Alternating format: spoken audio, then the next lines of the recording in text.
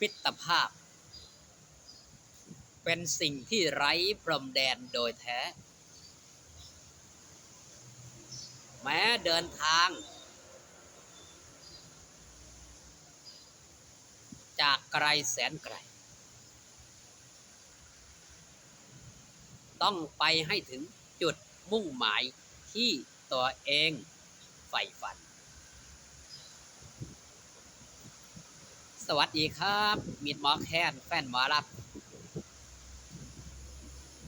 พี่น้องปองปายสู่คู่สู่คนสวัสดีไปยังแฟนคลับ FC อีหลาน้อยอุ้งอิงแฟนคลับ FC สาวน้อยเพชรบันแพงและแฟนคลับ FC ไทยสีเกตชาเนี่ยอีพีนี้มาเว้าเรื่อง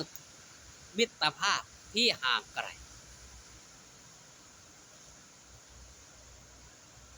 จากแดนไกลตั้งใจบินมาหานั่นก็คือเว้าจาถึงแฟนคลับ FC อีหลาน้อยอุ้งอิงได้ลงทุนบินลัดฟ้ามาหาอีหลาน้อยอุ้งอิงบ่แม่นไกลๆจากฝรั่งเศสดันด้นมาหาจังหวัดศรีสะเกษนี่ละมิตรภาพไร้ขีดจำกัดแม่นว่าครับสมกับเป็นซุปตามหาชนโดยแท้แห่งวงการหมอลองหมอลำ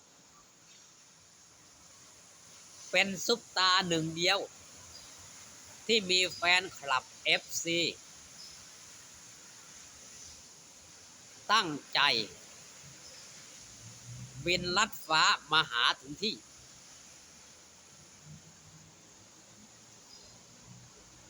ด้วยความหักด้วยความแพงด้วยความคิดฮอดด้วยความคิดถึง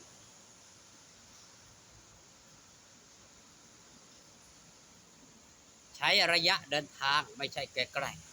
ๆแต่หัวใจมันเรียกร้องที่จะมาหานี่แหละคือความหักความแพงมิตรภาพที่ไร้ขีดจำกัดเฮาเห็นได้ว่าแฟนคลับ FC อีหลานมันมีทั้งในและนอกประเทศ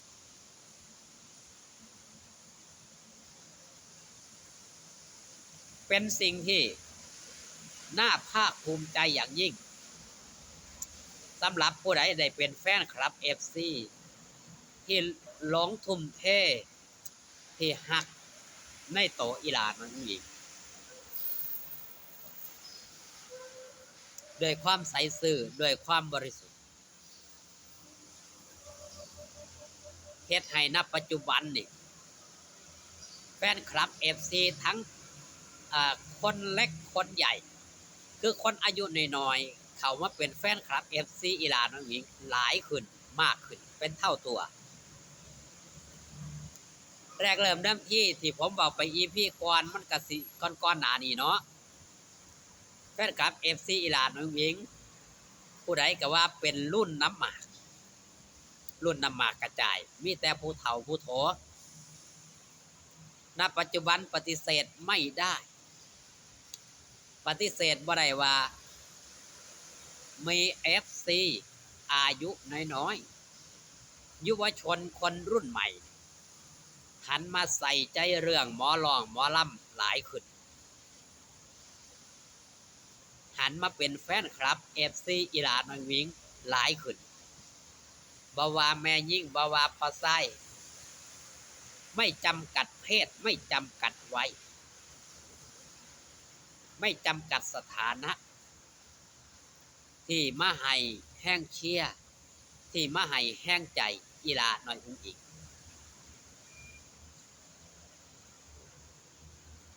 เขาเห็นอีหลาน้องหญิงเป็นแม่แบบเขาเห็นอีหลาน้องหญิงเฮ็ดและกระทำในสิ่งที่ดีๆเห็นคนหักคนหอมอีหลาน้อยอุ้งอิง มากมายผู้ลังผู้บางคนเพิ่นก็สงสัยเพิ่นจึงติดตามมาเบิ่งแม่นหยังคนคือเอาเงินมาให้อีหลาน้อยหญิงหน้าเวทีหลายแท้แม่นหยังคือคนให้ความรักความแพงอีหลาน้อยหญิงหลายแท้จากความสงสัยของคนเนาะก็เข้ามาติดตามเบิ่งพอติดตามเบิ่งเพิ่นก็ร้องอ๋อนี่ล่ะสิ่งที่เฮ็ดให้มีคนหักคนหอมนั่นก็คือคุณงามความดีมีคุณธรรมมีความกตัญญู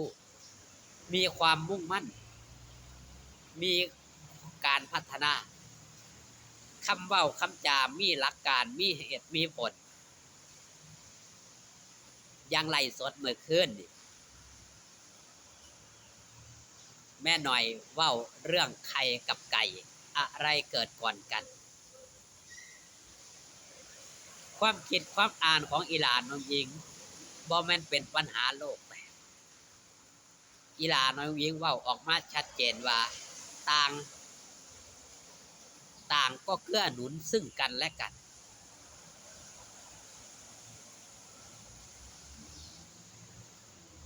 เพราะสิ่งเหล่านี้มันเป็นสิ่งที่น่าอัศจรรย์แม่นบ่ครับ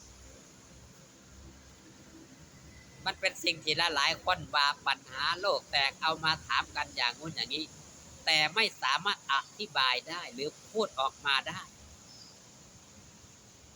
มากกว่านี้อีหลาน้อยอุ้งอิงตอบชัดเจน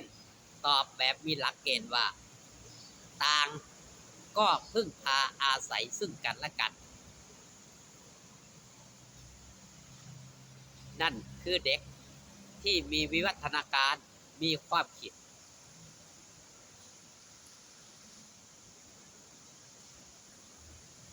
หลังจากไล่สดออกมาบอกฮักพ่อแม่พี่น้องมิตรหมอแค้นแฟนหมอล